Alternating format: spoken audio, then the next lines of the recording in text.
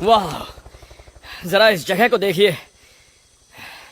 इसे पार करना मुश्किल होगा। ठीक है, चलो अंदर चलते हैं। करीब आधा वियतनाम ट्रॉपिकल वर्षा वनों से ढका है और इन जंगलों में ऊंचे ऊंचे पेड़ों के नीचे काफी घनी झाड़ियां हैं। ये जंगल इतने घने हैं कि आप बस कुछ ही कदम तक साफ देख सकते हैं।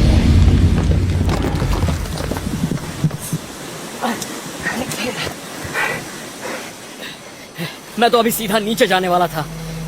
जब सामने इतने सारे पेड़ पौधे हो तो अंदाजा लगाना मुश्किल हो जाता है। मैं जब भी ऐसी जगहों पर आता हूँ तो सबसे पहले नदी को ही ढूंढता हूँ।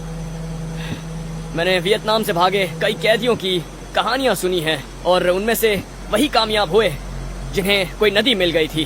वो उसके रास्ते ही भागे। चलो हमें भी इसी रास्ते जाना है। किसी नदी के रास्ते हम बस्ती तक पहुंच सकते हैं, लेकिन वहां तक पहुंचने के लिए हमें पहले इसके नीचे उतरना होगा। चलो मुझे हाथ दो, ऊपर खींचो। मुझे इस उभार को पार करना होगा।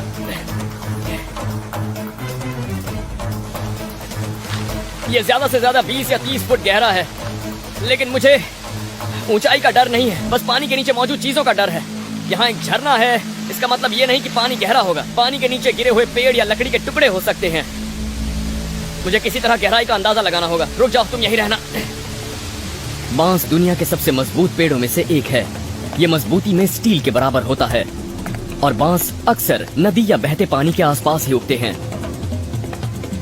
मैं अब इस बांस की सारी टहनियां साफ करके मैं एक लंबा और सीधा भाला बनाने वाला हूँ और फिर मैं इसका इस्तेमाल करके इसे पानी में फेंककर पानी की गहराई का अंदाजा लगाऊंगा।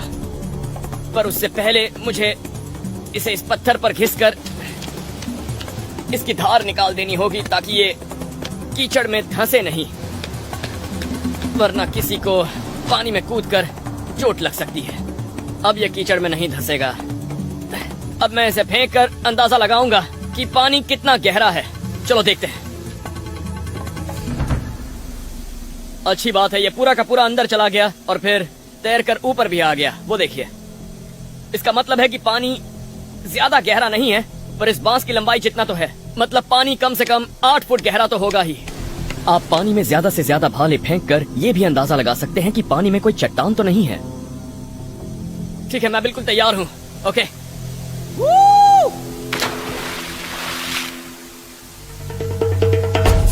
मजा आ गया। मैं बड़ी आसानी से यहाँ तक आ गया। अगर पानी काफी गहरा हो तो मैं 50 फुट की ऊंचाई से भी बेहिचक छलांग लगा सकता हूँ। पर सबसे पहले खतरे का अंदाजा लगा लें। अब मैं वहाँ हूँ जहाँ पहुँचना चाहता था, यानी नदी में। तुम यहीं रुको, पहले मैं देखता हूँ। नदी में वो रास्ता है जिसके जरिए मैं जंगल के अंदर जा सकता हूँ और उस कुदरती रास्ते से मैं जंगल को पार भी कर लूंगा। आप भी आगे बढ़ने के लिए इन चट्टानों की पूरी मदद लीजिए। मैं पानी में डूबना नहीं चाहता। वाकई पानी का बहाव बहुत तेज है। अगर आप बहाव के साथ आगे बढ़ेंगे तो बहुत कम वक्त में ज्यादा दूरी तय कर पाएंगे।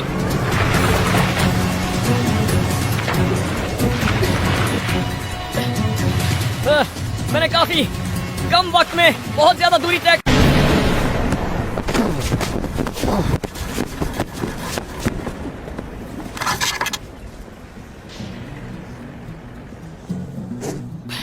रेत का नाश्ता करके इस सफर की शुरुआत हुई है। वो कार तो चली गई, अब मैं भी आगे बढ़ता हूँ।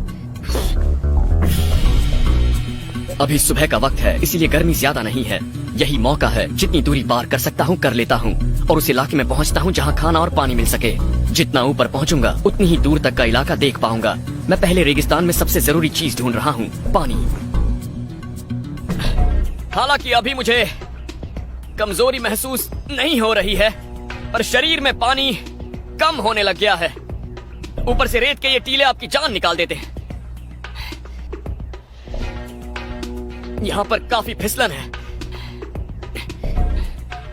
2 कदम आगे बढ़ता हूँ तो 1 कदम पीछे आता हूँ। रेगिस्तान आपके शरीर से पानी निचोड़ लेता है, पर बिना पसीना बहाए कुछ मिलता भी नहीं है। यहाँ लड़ाई बिना रुके चलती रहती है।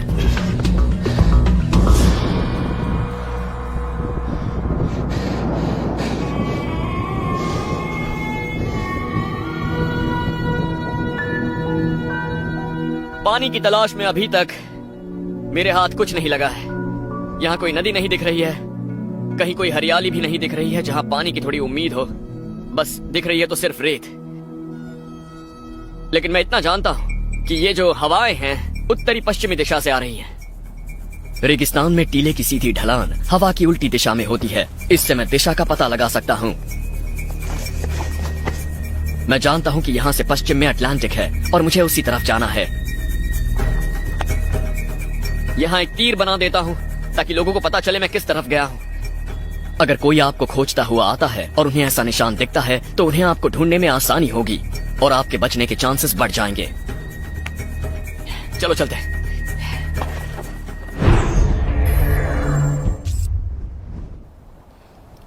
यहाँ तापमान 50 डिग्री सेल्सियस तक पहुंच जाता है और शरीर को एक ही चीज ठंडा रखती है और वो है पसीना। 1 घंटे में करीब 2 लीटर पसीना बहता है। यहाँ डिहाइड्रेशन आपका सबसे बड़ा दुश्मन है और पानी आपका सबसे अच्छा दोस्त। बोतल भी खाली हो गई है।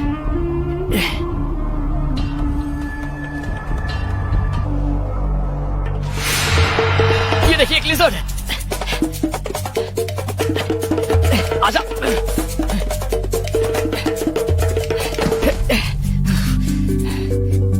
इसके नीचे भाग गया। मैं उसे पकड़ने ही वाला था। अब मैं इसे खोद कर निकाल सकता हूं, लेकिन इसके चक्कर में एनर्जी वेस्ट करना ठीक नहीं होगा। बहुत पसीना बह जाएगा। पानी और एनर्जी बचाना जरूरी है। उसकी किस्मत अच्छी थी। चलो चलते हैं।